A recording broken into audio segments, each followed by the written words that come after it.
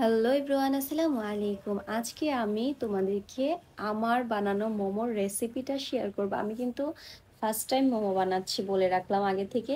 So আমি কিভাবে মোমোটা বানাচ্ছি সাথে থেকে দেখবে, এবং সত্যি কথা বলতে একদম পারফেক্ট মোমো হয়েছিল এবং খুবই ইয়াম্মি হয়েছিল।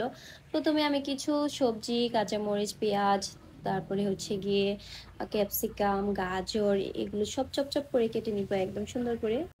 আসলে এগুলো একটু চপচপ করে কাটতে হবে, ছোট ছোট ছোট ছোট করে। বড় বড় করে কাটলে পুরের মধ্যে দিলে জিনিসটা ভালো হয় না। তার জন্য একদম ছোট ছোট করে চপচপ করে কেটে নিবে। অনেক মেশিন আছে এগুলো কাটার, আপনাদের কাছে যদি মেশিন থাকে মেশিনও ইউজ করতে পারেন, বাট আমার কাছে নেই। তার জন্য আমি হচ্ছে ছুরি দিয়ে হাতের সাহায্যে একদম সুন্দর করে মিহি করে কেটে নিচ্ছি। আর এখানে হচ্ছে 2টা কাঁচা মরিচও কেটে নিলাম। আর এখন গাজরের চপচপ করে কেটে নেওয়ার পালা। গাজরটা একটু বেশি মিহি করে কাটার চেষ্টা করবেন, কারণ হচ্ছে এটা একটু শক্ত থাকে এবং সেদ্ধ হতে সময় লাগে, তার কারণে।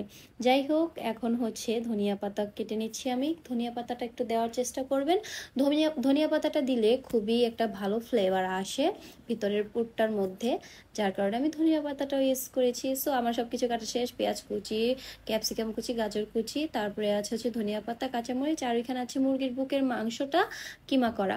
সো এখন হচ্ছে একটি কড়াইতে আমি কিছু কুকিং অয়েল দিয়ে, তারপরে দিয়ে দিলাম হচ্ছে গিয়ে পেঁয়াজ কুচি, তারপরে দিয়ে দিলাম হচ্ছে 2টা কাঁচামরিচ কুচি। এখন এগুলোকে একটু মোটামুটি তেলের মধ্যে সতে করে তারপরে হচ্ছে আমি এখানে ক্যাপসিকাম আর গাজর কুচিটা দিয়ে দিব। এখন এগুলো সব একসাথে সতে করব। সতে করার পরে এখন হচ্ছে গিয়ে আমি এখানে লবণ আর হচ্ছে গিয়ে গোলমরিচের গুঁড়াটা দিয়ে দিচ্ছি। গোলমরিচের গুঁড়াটা কিন্তু দেওয়ার চেষ্টা করবেন। আর হচ্ছে যখন এটা মোটামুটি ভাজা হয়ে যাবে তখন হচ্ছে আমি এখানে আদা রসুন বাটাটা একটু দিয়ে মুরগির বুকের যে কিমাটা আছে সেটা আমি দিয়ে দিব। আর এই বুকের কিমাটা দেওয়ার পরে মনে রাখবেন এই কিমাটা কিন্তু একটু একসাথে হয়ে যাবে। তো আপনারা কি করবেন, খুন্তি দিয়ে একদম ঘুটে ঘুটে আলাদা করে দিবেন সুন্দর করে।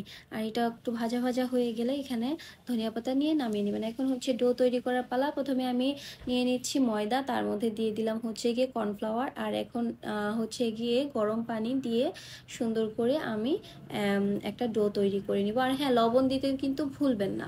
তো এখন আমার এই ডোটাকে আমি সুন্দর করে মথে নিচ্ছি। একদম দেখুন কতটা সফট এবং নরম হয়েছে। সেরকম সফট করে নরম করে ডোটাকে বানিয়ে নেবেন। এখন ছোট ছোট রুটি বেলে নেবেন। আমি কিছু মোমো ট্রাই করেছি। সো যেহেতু ফার্স্ট টাইম মোমো বানিয়েছি তার কারণে হয়তো বা কিছুটা শেপ সুন্দর হয়নি মোমোর, তা ব্যাপার না, খেতে যে মজা হয়েছে তা সেটাই মেন। তো এখানে আমি কিছু মোমোর শেপ হচ্ছে ইউটিউব দেখে শিখে নিয়েছিলাম, সেগুলো বানানোর চেষ্টা করছিলাম। আপনারা কিন্তু ইউটিউবে অনেক প্রফেশনাল মোমো যারা বানায় তাদের থেকে এরকম ডিজাইন শিখে নিতে পারবেন। ইউটিউবে সার্চ দিলেই চলে আসবে। সো আপনারা সেখান থেকে দেখে নেবেন। আমি আপনাদেরকে ডিজাইন দেখাতে পারলাম না, I am so sorry.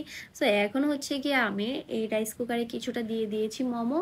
So এখন ভাবতেছিলাম যে বাকিগুলো আরেকটা যেহেতু আমার রাইস কুকার আছে সেটাতে দিয়ে দিই, কারণ হচ্ছে তাড়াতাড়ি একসাথে হয়ে যাবে। তো আমি এটাতেও দিয়ে দিলাম মোমোগুলো। এখন হচ্ছে এগুলো সব ভাপে দিব। ভাপে দেওয়ার পরেই কিন্তু মোমো হয়ে যাবে, অনেক সময় লাগে না বেশি একটা। একটু আগে থেকে যদি রাইস কুকারে পানিটা গরম করে রাখেন তাহলে আরও বেশি ভালো হয়। আমি একটু আগে থেকে রাখিনি গরম করে, তার জন্য আমার কাছে একটু সময় লেগেছে। এই যে এখন হয়ে গেছে আমার মোমো, দেখুন কতটা সুন্দর এবং একদম পারফেক্ট হয়েছে। বলতে গেলে খেতে অনেক অনেক মজা হয়েছে। আলহামদুলিল্লাহ, আলহামদুলিল্লাহ, আলহামদুলিল্লাহ।